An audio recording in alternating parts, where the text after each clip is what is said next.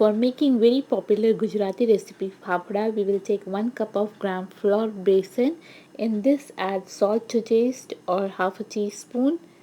Add meetha soda, that is baking soda, about 1/3 teaspoon. Add half a teaspoon of carom seeds, ajwain. Crush them with your hands before adding for better flavor.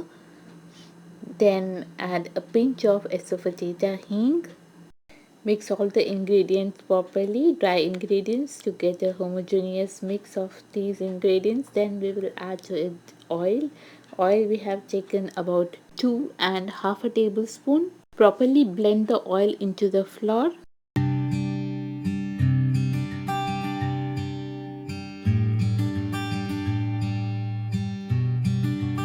Now making a space in between, we will add water and knead the dough. We will require about 1/4 cup of water here. The dough should be neither too soft nor too hard. Continue kneading the dough for about 5 to 7 minutes, and then we will keep this covered and let it to rest for about 30 minutes.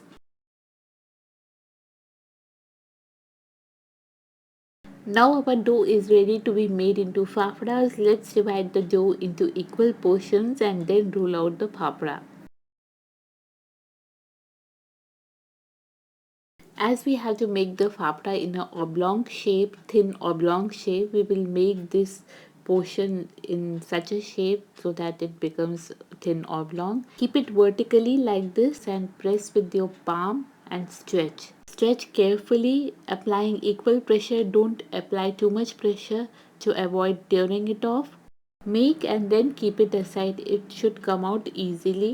If you are not comfortable using this traditional method, you can even use a rolling pin to roll out the fafda like this. Take another portion. Again keep it vertically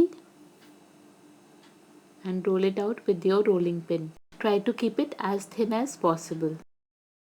If you are not easily able to remove or pull out your fafda from the rolling board, you can use a knife or a palette knife, scrape below and remove it. See how thin the fafda is? You can even see the design of the rolling board below. Now in the kadhai, oil has already kept to heat, and in this hot oil we will add the fafdas, fry them over a medium heat till they are crisp and brown, golden brown.